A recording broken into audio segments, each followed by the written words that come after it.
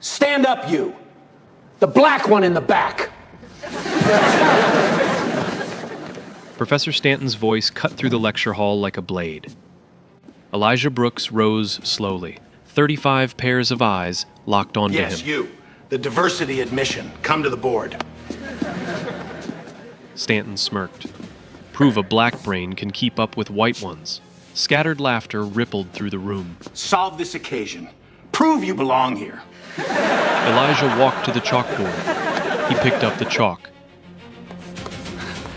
Prove a black brain can keep up with white ones. Then he saw it. The equation was wrong. Deliberately wrong. Professor Stanton had written a trap designed to make Elijah fail publicly. But Elijah didn't fail. What he did next made the entire room go silent. What would you do if your professor set you up to fail? Man, they really tried to set him up. Let's see how this plays out. To understand what happened next, you need to know who Elijah Brooks really was. 18 years old. Born in Roxbury, the poorest neighborhood in Boston. His mother, Dorothy, cleaned office buildings at night. His father died in a construction accident when Elijah was 10. No tutors, no prep schools, no connections. Just a library card and a brain that saw numbers differently than anyone else. Elijah taught himself calculus at 12, differential equations at 14. By 16, he was solving problems that college students struggled with. His high school math teacher called MIT. "You need to see this kid," she said. "He's special." MIT offered him a full scholarship. So did Harvard. So did Whitmore University, one of the most prestigious private institutions on the East Coast. Elijah chose Whitmore. It was smaller, more personal. He thought he would be seen there. He was wrong. Whitmore University sat on 200 acres of manicured lawns and ivy-covered buildings. Founded in 1856. Old money, old traditions, old attitudes. The mathematics department lived in Crawford Hall, a stone building named after the family that founded the school. Oil paintings of white men lined the hallways, every single one. Out of 1,200 freshmen, only 12 were black. And in Advanced Mathematics 301, Professor Stanton's elite class, Elijah was the only one. Professor Harold Stanton had ruled the math department for 30 years. Published author, award-winning teacher, his word was law. Students feared him. Colleagues respected him. Administrators protected him. But there was something else about Stanton. Something people whispered about but never said out loud. In the past 5 years, 3 black students had enrolled in his advanced class. All 3 left the program. 2 transferred to other schools. 1 dropped out completely. No formal complaints ever stuck. Stanton was too powerful, too connected, too careful. He never used slurs in writing. He never left evidence. He just made certain students feel so unwelcome, so stupid, so worthless, that they quit on their own. Now Elijah stood at that same chalkboard, the same place where 3 others had been broken. Stanton leaned back in his chair, arms crossed. "We're waiting, Mr. Brooks. Or is this too difficult for a scholarship case?" More laughter from the class. Tyler Morrison, a wealthy white student in the front row, turned around with a grin. Maybe he needs a calculator. Or a translator. Stanton didn't correct him. He just smiled. Elijah stared at the equation. His heart was pounding, but his mind was calm. Something was wrong with line 2. The sign change. It was outside the square root when it should have been inside. A tiny error, almost invisible. But Elijah saw it immediately, and he understood exactly what it meant. If he solved the equation as written, he would get the wrong answer. He would look incompetent. Stanton would fail him in front of everyone. That was the trap. Elijah had 2 choices. Choice 1. Solve the problem as written. Get the wrong answer. Confirm every stereotype Stanton believed about black students. Choice 2. Point out the error. Challenge a professor with 30 years of experience. Risk being called arrogant, disrespectful, an angry black student who couldn't accept authority. Either way, Stanton won. Elijah's hand trembled slightly. He thought about his mother. Right now, she was probably scrubbing floors in some downtown office building. Her knees ached. Her back hurt.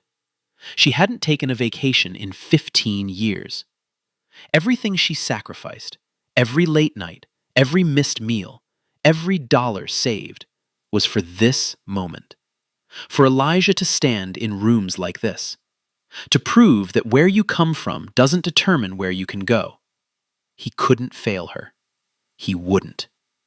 Elijah turned around. His voice was quiet, steady, respectful. Professor Stanton, may I ask a question? Stanton raised an eyebrow. Questions? You're supposed to be solving, not asking. I understand, sir. I just want to confirm. This is the exact equation you want me to solve, exactly as written. Stanton's smile flickered, just for a moment. Are you suggesting I made a mistake? 30 years in this field, and you think I can't write a simple equation? No, sir. I'm just confirming. Solve the problem. The room was dead silent. Elijah turned back to the board. He raised the chalk, and instead of solving the equation, he crossed out line 2 and rewrote it correctly. What do you think Stanton did when a freshman publicly corrected his work? The chalk scratched against the board. Every student held their breath. Elijah rewrote line 2. Clean, correct. The sign changed now inside the square root, exactly where it belonged. Then he kept going. Line 3, line 4, line 5. Each step flowed naturally from the corrected equation. He set down the chalk and stepped back. The solution was perfect. For 3 full seconds, no one moved. Professor Stanton's face went through 4 colors: pink, red, white, then a shade of purple Elijah had never seen on a human being.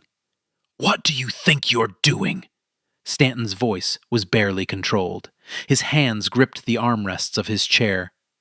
Elijah turned to face him, calm, respectful, quiet. The equation had an error, sir. Line 2. The sign change was in the wrong position. I corrected it before solving. You corrected it. Yes, sir. You, a first-year student, corrected my equation. The math was wrong, sir. I fixed it. The room was absolutely silent. No one breathed. No one blinked. Tyler Morrison's grin had disappeared. Other students exchanged glances. Something was happening that had never happened before in this classroom. A student had challenged Harold Stanton. And the student was right. But Stanton didn't acknowledge the correction. He couldn't. His entire identity was built on being the smartest person in every room. Instead, he attacked. This is exactly what I expected. Stanton stood up slowly. Arrogance, disrespect, a complete lack of academic discipline. He walked toward Elijah, each step deliberate. You don't correct professors, Mr. Brooks. You learn from them. That's how education works. But clearly, wherever you came from didn't teach you that. Elijah said nothing. He just stood there. F for today's examination. And I'm noting this incident in your academic file. Insubordination. Challenging faculty authority. Still, Elijah remained silent. You can return to your seat now, if you can find it. Elijah walked back to his desk. He sat down. He didn't look at anyone. But inside his chest, something was burning. Not anger, something deeper. Something that had been building for 18 years. Class ended 20 minutes later. Students filed out quickly, avoiding eye contact with Elijah, but one person stayed behind. Dr. Samuel Preston had been sitting in the back row, a visiting professor from Stanford, here to evaluate teaching quality across the department. He had seen everything. Preston approached Elijah in the hallway outside. "That equation on the board. You spotted the error immediately?" Elijah looked up, cautious. Another professor. Another potential threat. "Yes, sir." "How?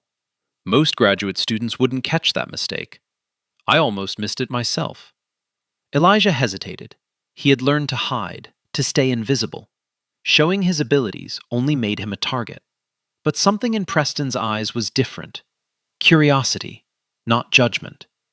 "I see patterns," Elijah said quietly. "Numbers have shapes to me. When something is wrong, the shape breaks. I notice it." Preston stared at him for a long moment. "How long have you been studying mathematics?" "Since I was 8. Self-taught. Library books." Preston nodded slowly. Something was clicking in his mind. Pieces of a puzzle coming together.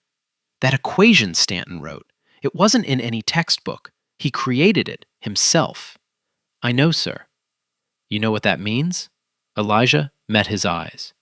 "It means it wasn't an accident." Preston's expression darkened.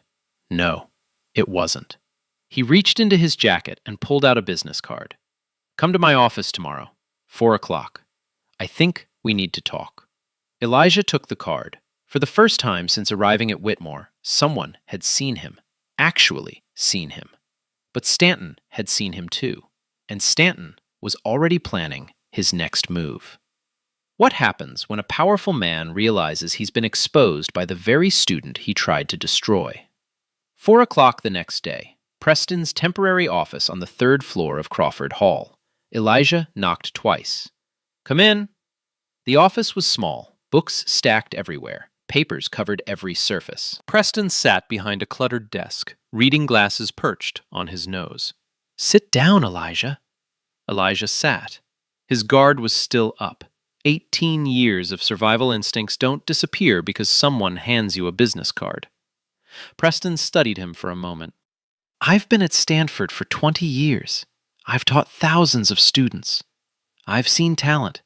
I've seen genius. I've seen the difference between the two." He leaned forward. "What I saw yesterday? That wasn't just talent." Elijah said nothing. "I pulled your admission file this morning. Perfect SAT math score. State mathematics champion 3 years running. Full scholarship offers from MIT, Harvard, and here." Preston removed his glasses. "Why Whitmore? With your record, you could have gone anywhere." Elijah's voice was quiet. "I thought smaller would be better. More personal. I thought professors would actually see me here. And instead you got Stanton." "Yes, sir." Preston stood up. He walked to the window, hands clasped behind his back. "I'm going to show you something, and then I'm going to ask you a question." He returned to his desk and pulled out a folder. Inside was a single sheet of paper, a mathematical problem covered in handwritten notes. "I've been working on this for 3 months. It's a boundary condition problem in turbulent flow modeling. Every approach I've tried hits a wall." He slid the paper across the desk. "Take a look." Elijah picked it up. His eyes moved across the equations. Once, twice. Then something shifted in his expression. His focus deepened. The rest of the room seemed to fade away. Preston watched him carefully. For 2 full minutes, Elijah said nothing. He just stared at the paper. Then he asked for a blank sheet. Preston handed him one, along with a pen. Elijah didn't write equations first. Instead, he drew a shape. A 3-dimensional form that looked like a twisted donut. Preston frowned. "What is that?" "The problem." Elijah kept drawing. "You're thinking about this in flat space, 2 dimensions. But the boundary isn't flat." He rotated the shape in his drawing, adding new lines. It curves. It folds back on itself. If you try to model it on a plane, you get discontinuities. The math breaks. Preston leaned closer. Go on. But if you map it onto a torus instead of a plane, Elijah tapped his drawing. The discontinuity disappears. The boundary condition becomes periodic. It loops. He wrote 3 lines of transformation beneath the drawing. Quick, clean, confident. The problem solves itself. Preston didn't move. For 30 seconds, he just stared at the paper. His face cycled through confusion, then recognition, then something that looked almost like shock. 3 months, he whispered. 3 months I've been stuck on this. He looked at Elijah. You just solved it in 5 minutes. Elijah set down the pen. The answer was in the geometry. You just had to see it differently. Preston fell back in his chair. His hand covered his mouth. How? He finally asked. How do you see it like that? Who taught you to think this way? Elijah's answer was simple. No one. I taught myself. When you don't have teachers, you find your own way to understand. I see the shapes first. The formulas come after. Preston was silent for a long moment. When he spoke again, his voice was different, heavier. Elijah, I need to ask you about yesterday, about Stanton's equation. Elijah's expression tightened. This was dangerous territory. What about it? You said the error wasn't accidental. What did you mean? Elijah hesitated. Speaking against a professor, especially one as powerful as Stanton, could end his academic career before it started. But Preston had seen his gift. Preston had listened. Maybe, just maybe, Preston could be trusted. The equation he wrote, Elijah began slowly. Line 2 had a sign error. The change was outside the square root, when it should have been inside. I saw that. Most people wouldn't catch it. That's the point. Elijah met Preston's eyes. If I had solved the equation as written, my answer would have been exactly wrong. Not partially wrong, exactly wrong. The opposite sign on the final result. Preston nodded. Which would make you look incompetent. Yes, like I didn't understand basic algebraic manipulation, like I didn't belong in an advanced class. And Stanton would have proof. Proof that the diversity student couldn't keep up. Proof that I should be removed from the program. Preston's jaw tightened. You're saying he deliberately wrote a flawed equation, designed specifically to make you fail. Elijah didn't blink. I'm saying the equation wasn't in any textbook. He created it himself, and the error was too perfect, too precise. It wasn't a mistake. It was a weapon. Preston reached into his desk drawer. He pulled out another document, a draft of Stanton's upcoming lecture for the academic showcase. I reviewed his work last week, part of my evaluation. He flipped to page 3. Look at this proof. Tell me what you see. Elijah scanned the page. His eyes stopped on line 4. Same pattern, he said quietly. The orientation preservation assumption is wrong. He's proving the converse of his own theorem. Preston closed the folder. He's presenting this at the academic showcase in front of 400 people, parents, donors, the board of trustees. And it's wrong. Completely wrong. Their eyes met. What do we do? Elijah asked. Preston shook his head slowly. I don't know yet, but I know one thing for certain. Harold Stanton isn't just a bad teacher. He's been targeting students like you for years.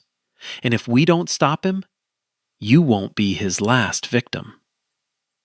But stopping a man like Stanton wouldn't be easy, because Stanton had already started his counterattack. The counterattack came faster than anyone expected. 2 days after the classroom incident, Elijah received an official letter from the Dean of Students' office. Academic disciplinary hearing. Charges: insubordination, disrespect toward faculty, conduct unbecoming of a Whitmore student. The hearing was scheduled for the day of the academic showcase, the biggest event of the year. 400 guests, parents, donors, board members, local media, and Elijah would be on trial. Stanton had made his move. If he couldn't break Elijah in the classroom, he would destroy him publicly, officially, permanently. The news spread through campus like wildfire. "Did you hear? That black freshman is getting expelled." "I heard he cursed at Professor Stanton." "No, he tried to fight him." Diversity admissions, man. They can't handle real academics. The rumors grew worse every day, each version more distorted than the last. By the end of the week, half the campus believed Elijah had physically threatened a professor. No one asked Elijah what actually happened. No one asked for his side. He was already guilty. The trial was just a formality. Preston tried to intervene. He filed a formal request to testify at the hearing. As a Stanford professor evaluating teaching quality, his observations should have been relevant. The request was denied.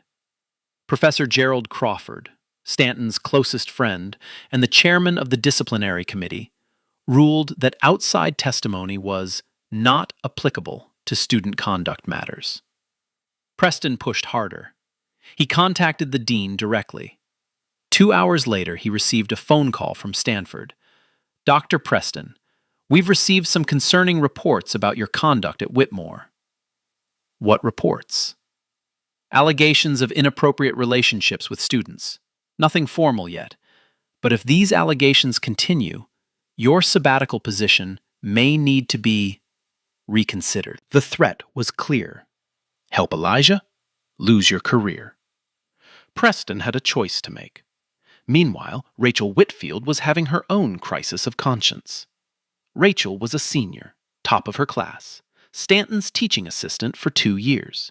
She had always admired him, respected him, defended him. But she had been in that classroom. She had seen the equation.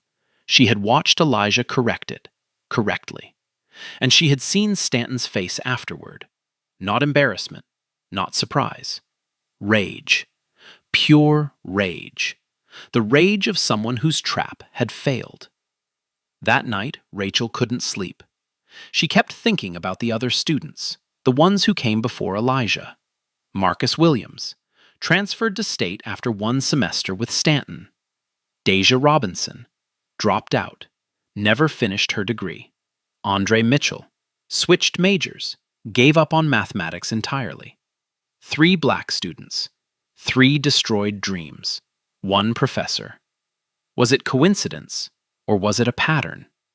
Rachel made a decision, a dangerous one. She went to Stanton's office after hours, used her TA access code to enter. His computer was still logged in. She searched his emails. What she found made her stomach turn. Emails to Crawford, emails to other faculty, dating back 5 years. Another diversity case in 301. I'll handle it like the others. The Williams boy withdrew today. Good riddance. These affirmative action students dilute our program's reputation. And 1 email sent the night before Elijah's first class. New diversity admission starting Monday. Full scholarship. Let's see how long this one lasts. Rachel took photos of everything. Her hands were shaking so badly she almost dropped her phone twice. She was about to leave when the office door opened. Stanton stood in the doorway. His eyes moved from Rachel to the computer screen. "What are you doing?" Rachel couldn't speak. "You're fired." Stanton's voice was ice. "And if you breathe a word of this to anyone, I'll make sure you never work in academia. Ever. He stepped closer. Do you understand me? Rachel ran. She didn't stop until she reached her dorm room. She locked the door and collapsed against it, sobbing. She had the evidence, but she was terrified to use it. Back in his dorm, Elijah sat alone at his desk. His textbooks lay open, but he couldn't focus. 3 days until the hearing. 3 days until his future was decided by people who had already made up their minds. All right, I'm already hooked at this point. Like an 18-year-old kid with that kind of gift? And this is how they treat him? Nah, if that was me, I'd lose my mind. That's just wild. But the worst was still coming, because Stanton wasn't just trying to expel Elijah anymore. He was trying to erase him completely. What happens when a man with unlimited power decides to destroy someone with unlimited potential? 3 days until the hearing. The clock was ticking. Elijah had almost no one on his side. Preston was being blackmailed into silence. Rachel was too terrified to come forward. And every day, the rumors grew worse. But Elijah wasn't completely alone. Day 1. Preston couldn't testify, but he could still investigate. He spent the entire day in the university archives, pulling records, cross-referencing enrollment data, tracking patterns. What he found confirmed his worst suspicions. In the past 5 years, 7 black students had enrolled in Stanton's advanced mathematics program. 7. Only 1 had graduated, and that student transferred to a different advisor after just 1 semester with Stanton. The other 6? Gone. Transferred, dropped out, switched majors, disappeared from the mathematics department entirely. Preston documented everything. Names, dates, outcomes. But the documentation wasn't proof. He needed more.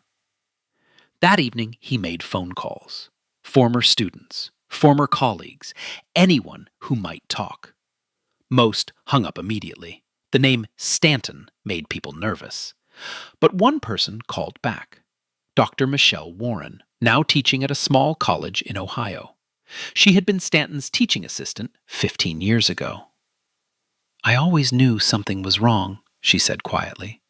The way he treated certain students, the patterns. But I was young. I was scared. I needed his recommendation. Would you be willing to make a statement? Long pause. I have a family now, a career. If I speak up and nothing changes, Stanton will destroy me. What if things could change this time? Another pause, longer. Send me what you have. I'll think about it. It wasn't a yes, but it wasn't a no either. Day 2. Rachel Whitfield sat in her dorm room, staring at her phone. The photos of Stanton's emails were still there, evidence of years of targeted discrimination. She could send them to the dean. She could blow the whole thing open. But Stanton's threat echoed in her mind. I'll make sure you never work in academia. Ever. She was 22 years old. Her entire future was in mathematics. Graduate school applications were due in 2 months. She needed recommendations. She needed connections. Stanton controlled all of it. Her phone buzzed. A text from her mother. So proud of you, sweetie. First one in our family to get a master's degree soon. Love you. Rachel's hands trembled. She had worked so hard to get here. Was she really going to throw it all away for a student she barely knew? But then she thought about Elijah, standing at that chalkboard, alone, surrounded by people who wanted him to fail. She thought about Marcus Williams. She had been his tutor briefly, smart kid, kind eyes, full of potential. He was working at a grocery store now. His mathematics career ended before it started. How many more would there be? Rachel made a decision. Not the safe one, the right one. She forwarded the photos to a new email address, an anonymous account she created just for this purpose. Then she sent one message to Dean Catherine Wells. You need to see this. Day 3, the morning of the hearing. Elijah woke up at 5 a.m. He hadn't slept more than 2 hours. He put on his only dress shirt, the one his mother bought him for high school graduation. It was slightly too small now, but it was all he had. His phone rang. Mom. Baby, I couldn't sleep. Tell me the truth. What's happening? Elijah closed his eyes. Mom, some people here, they don't think I belong. They're trying to push me out. Silence on the line. Did you do something wrong? No, ma'am. I corrected a professor's mistake. In front of the class. And he didn't like it. More silence. Then his mother's voice came back, harder than before. Elijah Marcus Brooks, you listen to me. He straightened up instinctively. I have cleaned toilets for 20 years. I have scrubbed floors on my hands and knees. I have been invisible to people who thought they were better than me. Her voice cracked slightly. I did all of that so you could stand in rooms like that. So you could be seen. Not so you could bow down to liars. Mom, don't you dare apologize for being right. Don't you dare apologize for being smarter than them. You hear me? Elijah's eyes burned. Yes, ma'am. You show them who you are. You show them what I raised. I will, Mom. I love you, baby. I love you too. He hung up, wiped his eyes, took a deep breath. Whatever happened today, he would face it standing. Meanwhile, the campus was buzzing with activity. The academic showcase was the biggest event of the year. Tents on the main lawn, catering trucks, parents arriving in expensive cars. And in the administration building, the disciplinary committee was assembling. Professor Gerald Crawford sat at the center of the long table. 2 other faculty members flanked him. One was known to be neutral. The other had been personally recruited by Stanton. The deck was stacked. Elijah arrived at 8:30. He was directed to a small waiting room. No windows. 1 chair. A pitcher of water that no one had bothered to fill. He sat alone for 45 minutes. At 9:15, a security guard opened the door. They're ready for you. Elijah stood. His legs felt unsteady, but his mind was clear. He walked down the hallway toward the hearing room. Each step echoed against the marble floors. Portraits of old white men stared down at him from the walls. Founders, benefactors, trustees. Generations of people who looked nothing like him. He stopped at the door. Behind it sat the people who would decide his future. People who had already made up their minds. People who saw a black student who didn't know his place. But they didn't know what Elijah knew. They didn't see what he saw. And they had no idea what he was capable of. Elijah pushed open the door. The room was larger than he expected. A long conference table dominated the center. Crawford sat at the head, flanked by the other committee members. And on the right side of the room, seated in a leather chair like a king on his throne, Professor Harold Stanton. Their eyes met. Stanton smiled. The smile of a man who had already won. Elijah didn't smile back. He just walked to the single chair on the left side of the room, the defendant's seat. He sat down and waited. But something was different today. Something Stanton didn't know about yet. At that exact moment, Dean Catherine Wells was in her office, reading an anonymous email. An email containing photographs of messages that Harold Stanton never expected anyone to see. The game was about to change. Dean Catherine Wells stared at her computer screen. Her coffee had gone cold an hour ago. She hadn't noticed. The photographs were damning. Email after email, year after year. A pattern so clear, so deliberate, that it made her physically sick. Another diversity case in 301. I'll handle it like the others. The Robinson girl finally withdrew. One less problem. These affirmative action students don't belong in serious academic programs. but one email made her blood run cold. Sent the night before Elijah's first class. New diversity admission starting Monday. Full scholarship from Roxbury. Let's see how long this one lasts. This wasn't about academic standards. This was hunting. Wells picked up her phone and called the registrar. I need enrollment records for Advanced Mathematics 301. Last 5 years. Every student who withdrew, transferred, or changed majors. On my desk in 30 minutes. She hung up and kept reading. The deeper she went, the worse it got. Stanton wasn't just discriminating. He was coordinating. Crawford knew. At least 2 other faculty members knew. This wasn't one bad professor. This was a system. Wells stood up and walked to her window. The academic showcase was in full swing below. Parents laughing, students posing for photos, donors shaking hands with administrators. And somewhere in the administration building, a disciplinary committee was about to expel an innocent student. She grabbed her jacket and headed for the door. Meanwhile, in the hearing room, Elijah was learning the truth. Crawford was reading the charges. Insubordination, disrespect, conduct unbecoming. But Elijah wasn't listening. He was watching Stanton, studying him. The professor sat perfectly still, hands folded, expression calm. The picture of academic authority. Too calm. Elijah thought back to that first day, the equation on the board, the mistake in line 2.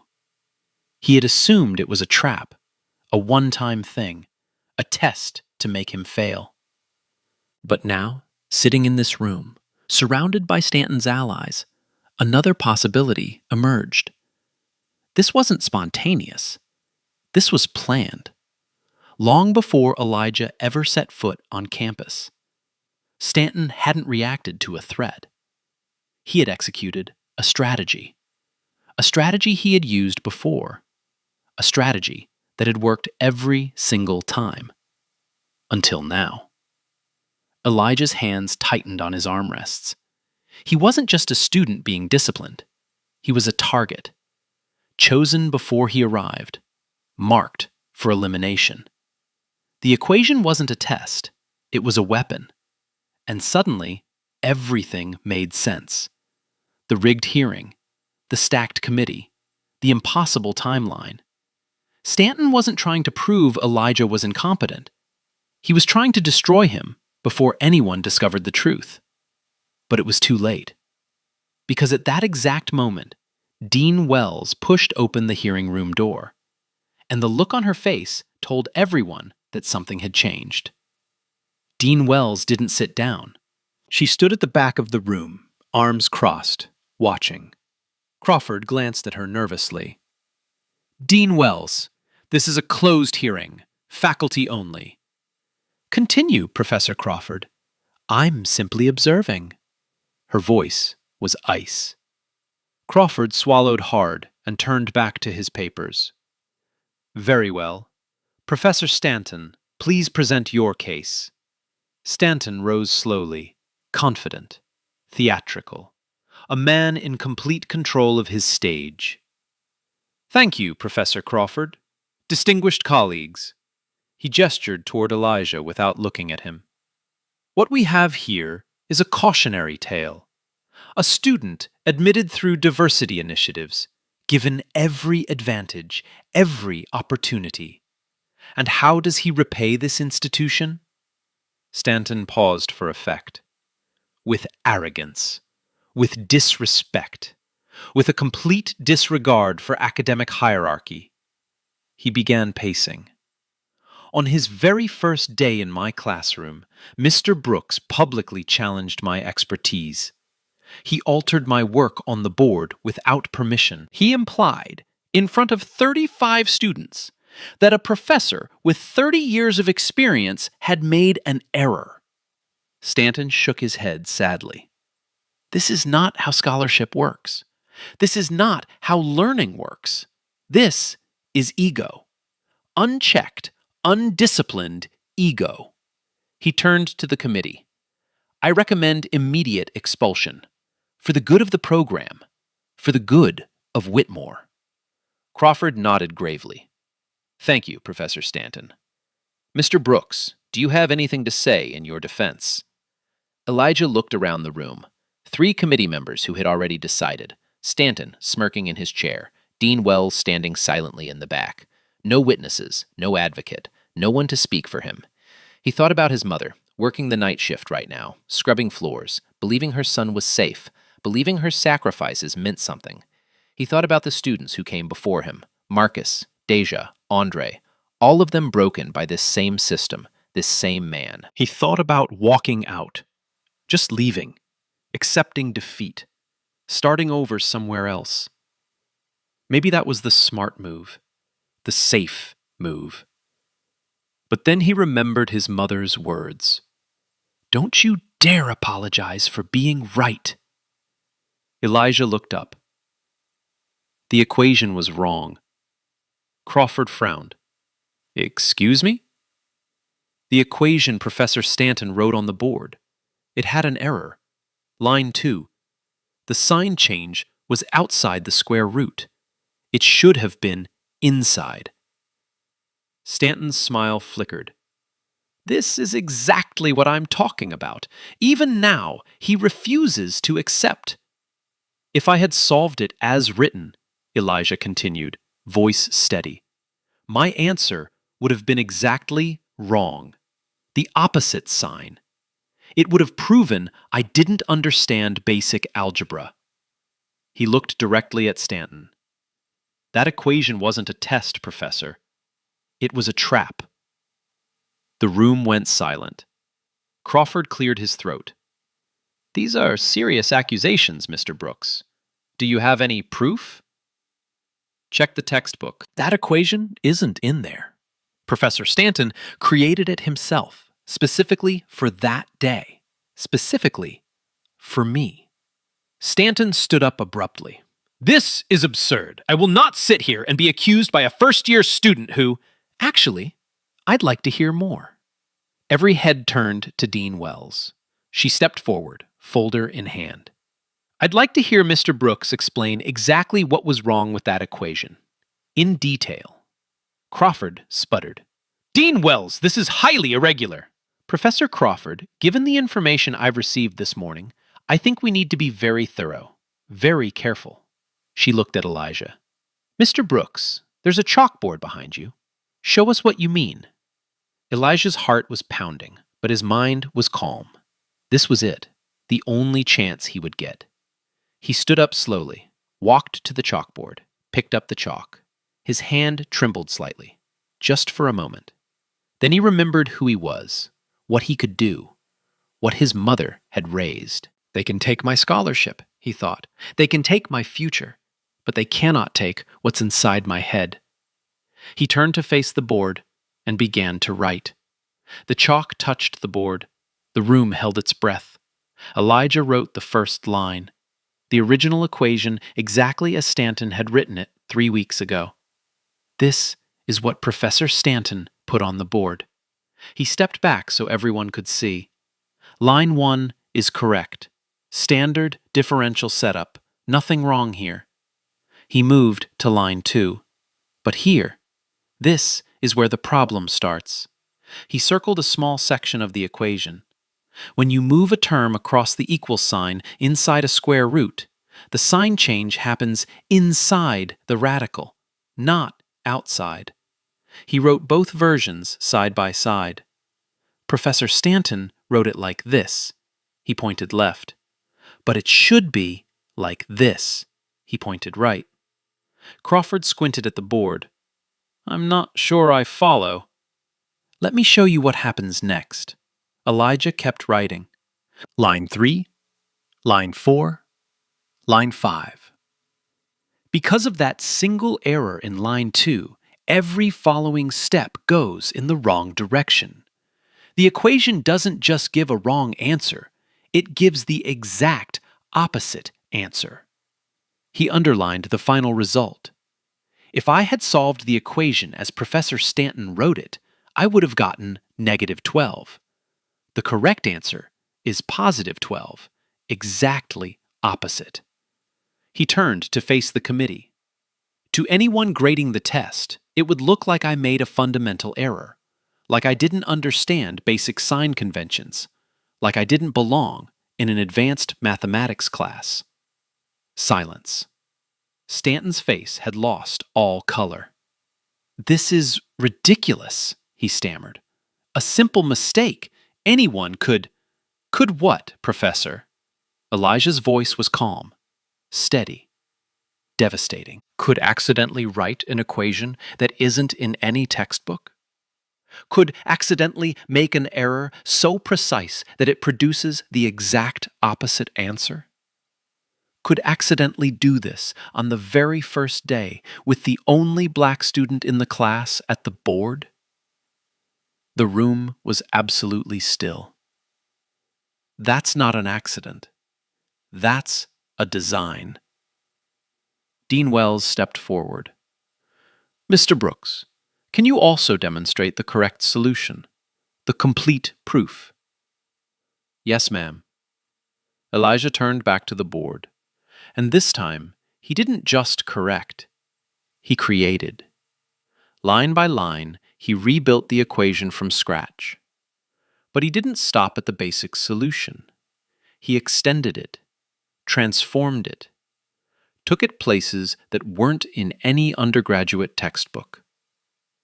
The chalk moved faster now. His confidence grew with each line. He showed the geometric interpretation, drew a three-dimensional shape that made the abstract concrete. "When you visualize it this way," he explained, "you can see that the boundary condition folds back on itself. It's not linear. It's periodic." He wrote 3 more lines of transformation. "Map it onto a toroidal surface, and the discontinuity disappears. The solution becomes elegant, self-contained." He set down the chalk and stepped back. The board was covered with mathematics.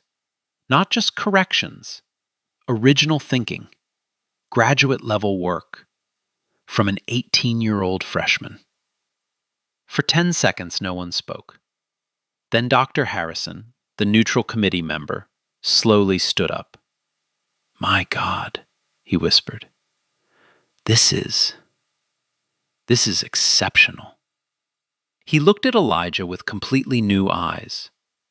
"This isn't undergraduate work.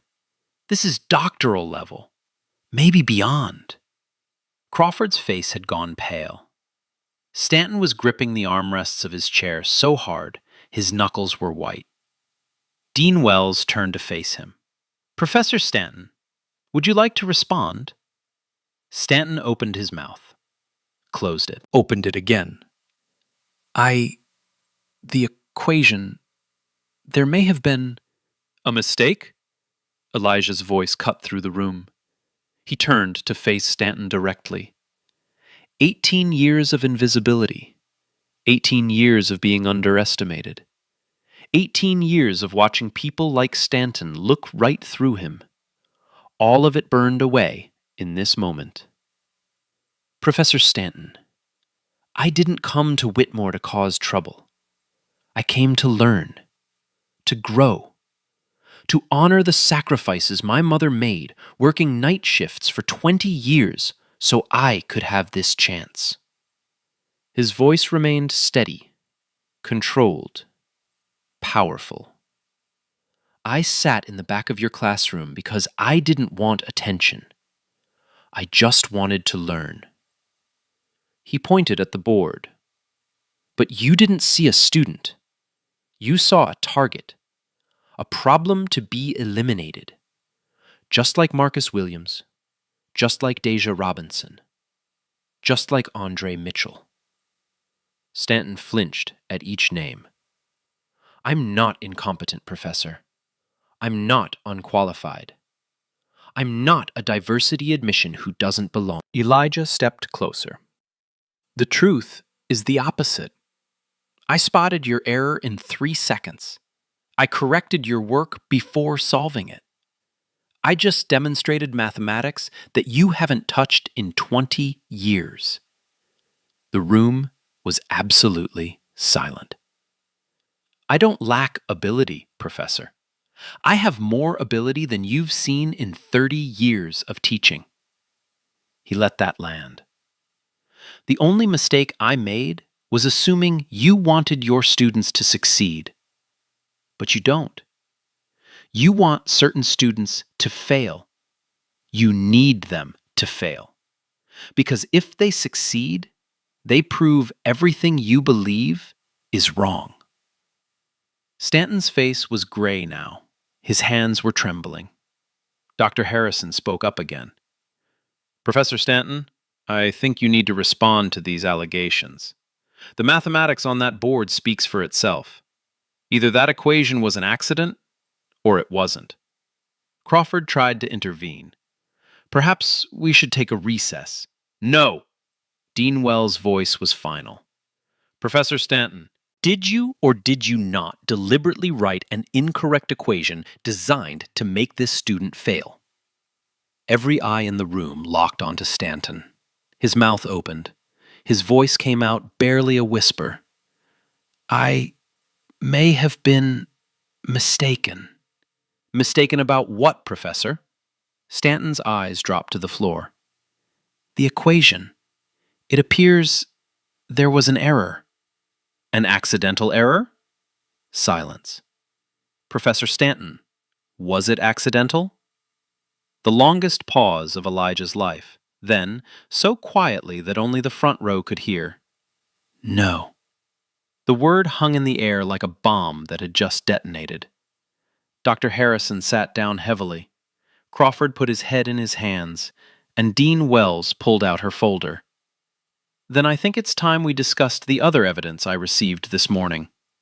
She opened the folder and placed the first photograph on the table. Let's talk about what you wrote the night before Mr. Brooks arrived at Whitmore. The color drained from Stanton's face completely. He knew exactly what was in that folder. And he knew his 30-year career had just ended. Dean Wells spread the photographs across the table, one by one. These are emails from your account, Professor Stanton, sent over the past 5 years.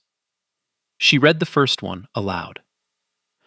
Another diversity case in 301. I'll handle it like the others. Dated September 2019. Stanton didn't move. The Robinson girl finally withdrew. One less problem. November 2020. Crawford's face had turned ashen. He was mentioned in several of these emails. And this one, sent the night before Mr. Brooks started your class. Wells held up the paper. New diversity admission starting Monday. Full scholarship from Roxbury. Let's see how long this one lasts. She set it down. This wasn't a mistake, Professor. This was a campaign. 5 years. 7 students.